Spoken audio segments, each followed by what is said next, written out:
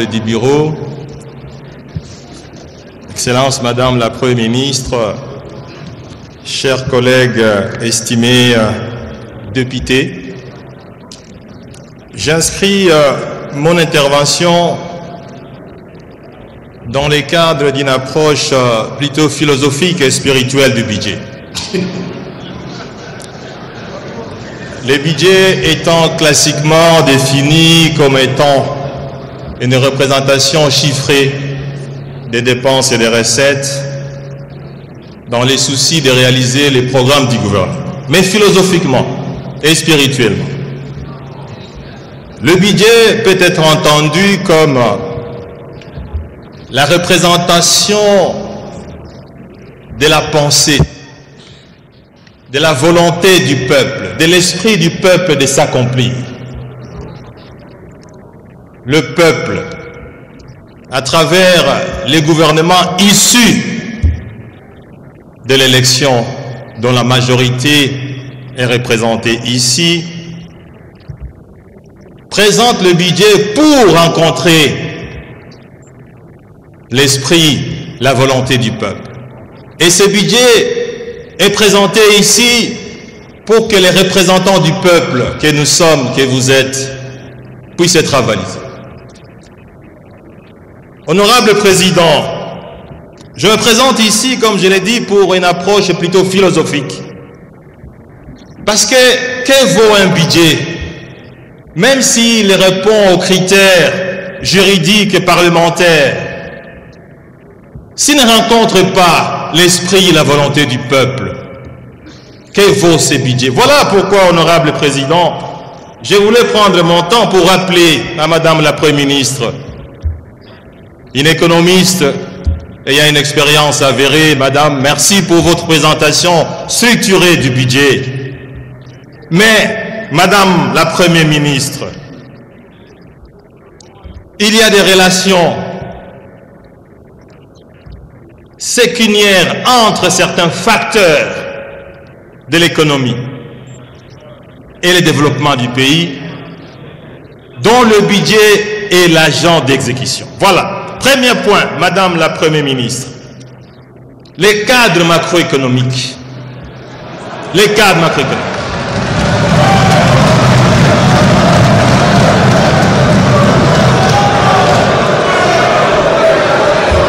Vous nous avez présenté, Madame la Première ministre, un cadre budgétaire, un cadre macroéconomique avec un taux d'inflation de 9,2%, les taux d'échange de 9 954 francs congolais, les dollars, aux environs de 2954, je m'excuse.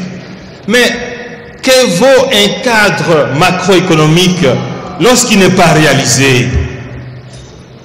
Parce que c'est ce cadre macroéconomique qui sous-tend le budget. Je me réfère à l'expérience des 5 dernières années. Aucun taux d'inflation n'a été réalisé, qui a été repris dans le budget voté par cette Assemblée nationale. Aucun taux d'inflation n'a été réalisé. Cette année, au mois d'octobre, on est déjà à 14% de taux d'inflation, Madame la Première ministre. Comment va-t-on réaliser un taux d'inflation de près de 9,2% en 2025? Les taux de change, vous avez dit ici, et je vous en félicite, que le taux d'échange est resté plus ou moins stable depuis 3 mois. Mais Madame la Première ministre, c'est à quel prix? C'est un taux d'échange factice, parce qu'en fait, il est l'aboutissement d'un financement par les arriérés des salaires, par des grèves de tous ordres. C'est un taux d'échange qui ne transparaît pas dans la vie du fonctionnement de l'économie. Donc, Madame la Première ministre, veillez à ce que les taux d'échange soient l'expression de l'équilibre macroéconomique entre l'offre et la demande sur le marché d'échange et sur le bien et service. Deuxième élément, le respect de la chaîne de la dépense. Que vaut un budget, chers collègues, si la chaîne de la dépense n'est pas respectée? Nous avons examiné avec vous ici les rapports sur la reddition des comptes qui nous indiquent que plus de 50% des dépenses publiques sont exécutées hors chaîne des dépenses publiques. C'est-à-dire, plus de 50% exécutés par les gouvernements ne sont pas conformes à la loi, Madame la Première ministre. Quel crédit peut-on donner à un budget si réellement plus de 50% des dépenses sont exécutées en dehors? Troisième élément, la corruption. La corruption, Madame la Première ministre. Vous êtes une experte, vous le savez, il y a une relation de cause à effet entre les niveaux de corruption et les niveaux de développement économique.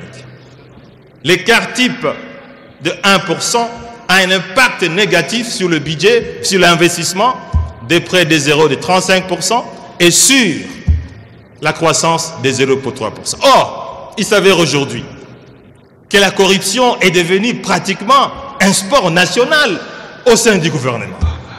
Que peut-on attendre? Que peut-on attendre de ce budget si la corruption telle qu'elle est là, elle continue, Madame la Première ministre? Quatrième élément, l'impaiement des salaires et des frais de fonctionnement. Madame la Première ministre, vous le savez très bien, il y a une relation. Honorable Matata, oui. Je vous informe que Madame la Première ministre, même si son nom de la continuité des affaires de l'État a été investi par vous, par nous, il y a quelques mois, il faut plutôt l'encourager à changer ces mauvaises habitudes qu'il a trouvées. Merci, honorable, vous pouvez poursuivre. Mais, honorable président, et justement, j'ai dit que... Ça va. Merci, continuez. Madame la Première ministre, j'inscris mon intervention pour vous interpeller.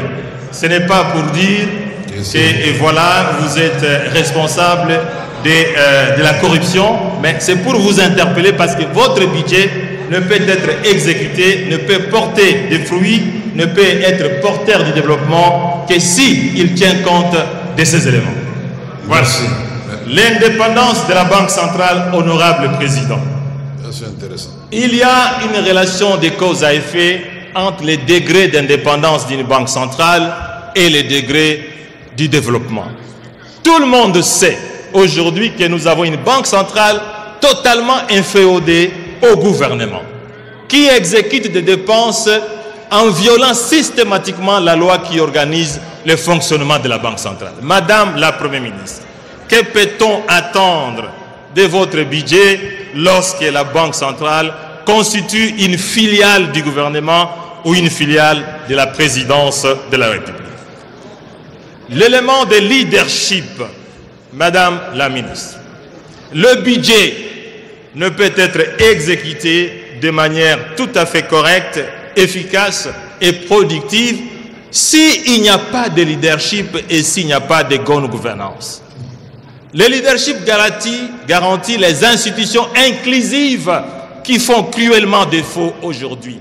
Lorsque l'administration publique est totalement en grève, lorsque les enseignants sont en grève, lorsque les magistrats sont en grève, lorsque le professeur...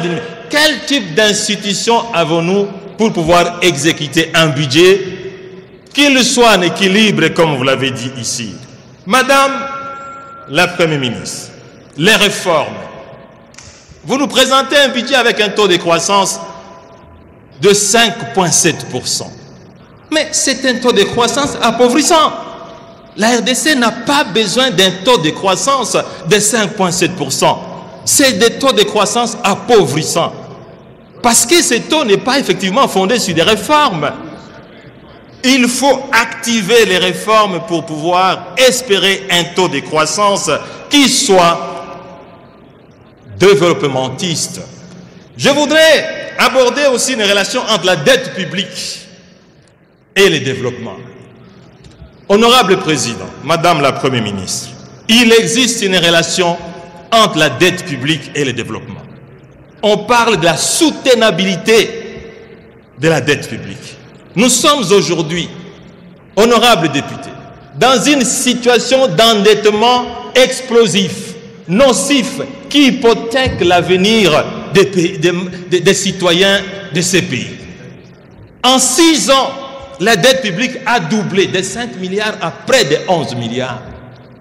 Madame la Première ministre, le budget veille aussi à l'avenir de ceux qui ne sont pas encore nés ou de ceux qui sont encore petits. Vous êtes maire, je sais que vous avez plus que moi cette sensation de l'avenir de ce pays. Je voudrais terminer, honorable président, pour ne pas traîner sur ces pupitres, pour dire le budget, comme je l'ai dit, du point de vue philosophique, Madame la Première ministre, n'a de sens que s'il est exécuté, que s'il est fondé sur des relations économiques et sociales séculaires, comme je l'ai dit ici. Parce que ce budget, même s'il est adopté, mais s'il n'est pas exécuté, s'il ne tient pas compte des relations séculaires, socio-économiques, ce budget restera une lettre morte. Pour terminer, Madame la Première ministre, veillez à ce que la corruption et les détournements s'arrêtent. Parce que ces sports nationaux.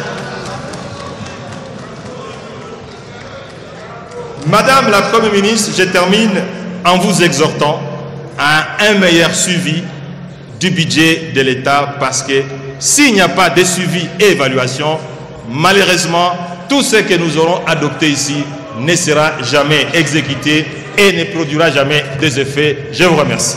Merci, honorable Matata.